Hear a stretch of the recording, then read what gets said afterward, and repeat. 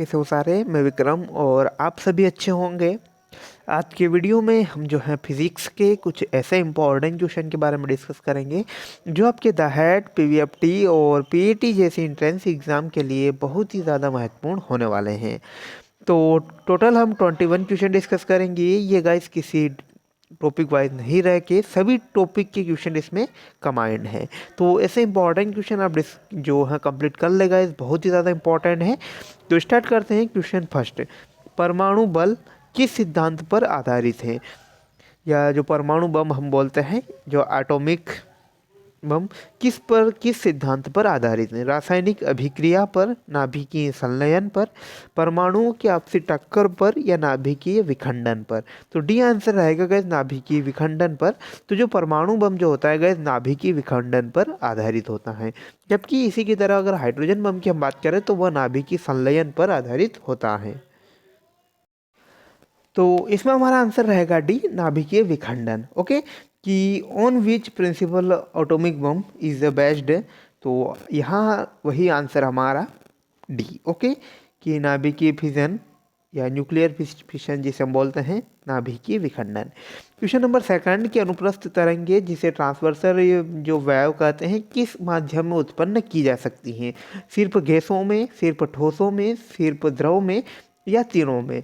तो यहाँ आंसर रहेगा गए सिर्फ ठोसों में। यानी कि जो अनुप्रस्थ तरंगे जो होती हैं जिसे हम ट्रांसवर्सल वेव बोलते हैं, उन्हें केवल सॉलिड जो होते हैं उसमें ही प्राप्त किया जा सकता है। Okay, through which medium can transversal wave by product. तो ये रहेगा कि ओनली इन सॉलिड, यानी कि केवल जो ठोस हैं उसी में ही जो ट्रांसवर्सल वेव है उसे उत्पन्न किया जा सकता है। नेक्स्ट क्वेश्चन की ओर हम चले कि क्वेश्चन नंबर थर्ड कि अनुदैर्ध्य तरंगे किस माध्यम में उत्पन्न की जा सकती हैं?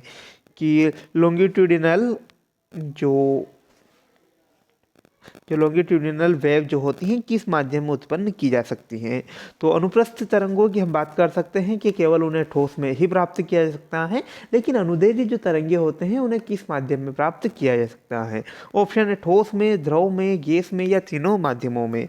तो यहाँ आंसर रहेगा गाइस डी, तीनों माध्यमों में। कि through what medium can longitudinal wave be produced. तो यहाँ आंसर रहेगा तीनों माध्यम में, यानी कि इन ऑल थ्री मीडियम, यानी कि ठोस, द्रव और गैस तीनों ही अवस्थाओं में या तीनों ही माध्यमों में अनुदैर्ध्य तरंगे प्राप्त की जा सकती हैं।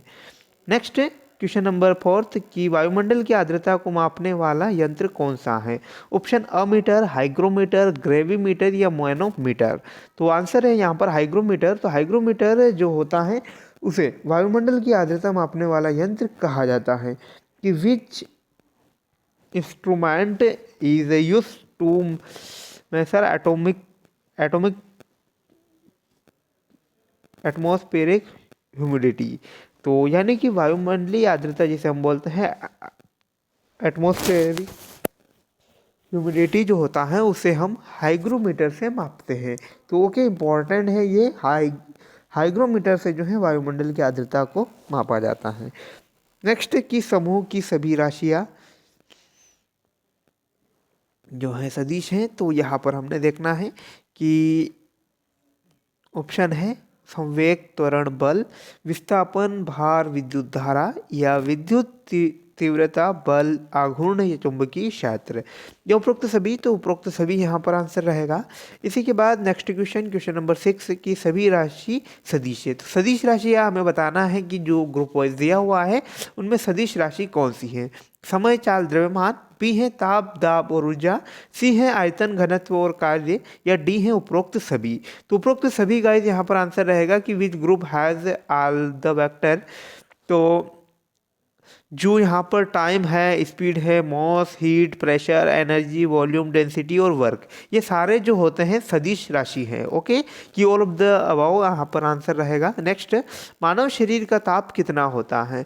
तो मानव शरीर का तापमान यहाँ पर हमें बताना है कितना होता है। बहुत ईजी क्वेश्चन है। ऑप्शन है 37 डिग्री सेल्सियस, या 98.6 डिग्री फ़ारेनहाइट, या 99.6 फ़ारेनहाइट, या ए और बी दोनों?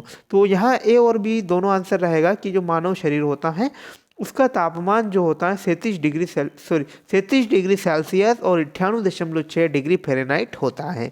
तो दोनों ही यहाँ पर ऑप्शन है, तो इसलिए ए और बी दोनों होगा। तो बहुत इंपॉर्टेंट क्वेश्चन है ये कि what is the temperature of the human body. तो ए एंड बी बोथ दोनों। नेक्स्ट है क्वेश्चन नंबर 8, आवृत्ति मात्रक है। तो आवृत्ति किसका मात्रक है? ऑप्शन है हर्ट्ज, किलो हर्ट्ज या हर्ट्ज सेकंड या किलो हर्ट्ज और सेकंड। तो आवृत्ति का जो मात्रक होता है वो हर्ट्ज कहलाता है। तो इम्पॉर्टेंट भी है ये कि what is the unit of frequency, तो ये रहेगा हर्ट्ज। तो इम्पॉर्टेंट। नेक्स्ट क्वेश्चन नंबर 9 की ध्वनि तरंगों का वेग सबसे अधिक किस में होता है? जो ध्वनि तरंगे होता है उनके जो ध्वनि तरंगे जो होती हैं गाइस, सबसे अधिक वेग उनका किस में होता है? ऑप्शन ठोसों में, गैसों में, द्रवों में या इनमें तीनों में से। तो यह आंसर रहेगा ठोस में। तो जो ध्वनि तरंगे जो होती हैं गाइस, उनमें सबसे अधिक जो वेग होता है ठोसों में होता है। कि the velocity of sound wave is highest, तो ये रहेगा यहाँ पर आंसर इन सॉलिड। तो यानी कि सॉलिड जो होते हैं उनमें सबसे अधिक जो है कि ध्वनि की चाल होती है। नेक्स्ट, वाहनों की हेडलाइट किस दर्पण का उपयोग किया जाता है? कि जो वाहनों की हेडलाइट यानी मैन लाइट जो होती है उसमें किस दर्पण का यूज़ किया जाता है? तो ऑप्शन है अवतल दर्पण में, उत्तल दर्पण में, समतल दर्पण में या उभयोतल दर्पण में। तो यहाँ आंसर रहेगा अवतल दर्पण में कि विच mirror in is used in the headlight of vehicles. तो यहाँ आंसर रहेगा हमारा ए की कॉनकेव मिरर, यानी कि जो अवतल दर्पण जो होता है उसका उपयोग वाहनों की जो हेडलाइट होती है उसका मिरर बनाने में किया जाता है। नेक्स्ट क्वेश्चन नंबर 11 कि वाहनों के पीछे का दृश्य देखने के लिए किस दर्पण का उपयोग किया जाता है? यानी कि वाहनों के पीछे का दृश्य देखने के लिए चालक की सीट के पास किस दर्पण का उपयोग किया जाता है? ऑप्शन अवतल दर्पण, उत्तल दर्पण, समतल दर्पण या साधारण दर्पण। तो आंसर रहेगा बी, उत्तल दर्पण यानी कॉन्वेक्स मिरर। तो which mirror is used near the driver seat to see the rear view in vehicles. तो आंसर रहेगा हमारा कॉन्वेक्स मिरर। तो कॉन्वेक्स मिरर जो होता है उसका उपयोग उत्तल दर्पण या कॉन्वेक्स मिरर या उत्तल दर्पण जो होता है उसका उपयोग जो है वाहनों में पीछे के जो वाहन होते हैं या पीछे के जो दृश्य होते हैं उनको देखने के लिए किया जाता है। नेक्स्ट क्वेश्चन नंबर 12 कि पानी से भरे गिलास में एक बर्फ का टुकड़ा तैर रहा है। बर्फ के पिघल जाने पर पानी का तल क्या होगा? बढ़ जाएगा, घट जाएगा, अपरिवर्तित रहेगा, पहले बढ़ेगा या फिर घटेगा? तो परिवर्तित रहेगा गाइस यहाँ पर कि an ice cube is floating in a glass full of water is the water level when the ice melts। तो ये रहेगा यहाँ पर सी कि विल रिमाइन अनचेंज्ड, यानी कि जब हम पानी से भरे किसी गिलास में बर्फ का टुकड़ा डालते हैं और टुकड़ा तैर रहा, अक्सर हम देखते हैं कि अक्सर क्या जो ये फिक्स होता है कि जो बर्फ होता है पानी पर तैरता है। तो इसका भी रीज़न है कि जो बर्फ का घनत्व होता है पानी के घनत्व से अधिक होता है, सॉरी पानी के घनत्व से कम होता है, इसलिए जो बर्फ है पानी पर तैरता है। तो जब हम बर्फ का टुकड़ा अगर तैर रहा हो पानी में, अगर वो बर्फ का टुकड़ा अगर पिघल जाता है तो पानी के स्तर में कोई परिवर्तन नहीं रहेगा, अपरिवर्तित रहेगा। नेक्स्ट, स्वचालित गाड़ियों में लगे ब्रेक में किस प्रकार की व्यवस्था रहती है? हाइड्रोलिक, इलेक्ट्रोमैग्नेटिक, टर्बो या गियर? तो आंसर रहेगा यहाँ पर हाइड्रोलिक, यानी कि what happen the arrangement of brake in self propelled vehicle, यानी कि स्वचालित जो गाड़ियाँ होती हैं उनमें गाइस हाइड्रोलिक जो होते हैं ब्रेक की व्यवस्था होती है, एक प्रकार की व्यवस्था होती है जो स्वचालित जो गाड़ियाँ होती हैं उनमें ब्रेक के तौर पर इसे यूज़ किया जाता है। नेक्स्ट, अंतरिक्ष यात्री को आकाश कैसा दिखाया जाता है? नॉर्मल क्वेश्चन है बिल्कुल। ऑप्शन है नीला, हरा, उजला या काला। तो जो अंतरिक्ष जो यात्री होते हैं उनमें आकाश का रंग उन्हें ब्लैक दिखाई देता है। कि what is the colour of the sky seen by the astronaut? तो ब्लैक आंसर रहेगा यहाँ पर। जो अंतरिक्ष यात्री होते हैं उन्हें अंतरिक्ष का रंग काला दिखाई देता है। प्रतिरोध का मात्रक है मीजर ऑफ रेसिस्टेंस क्या होता है?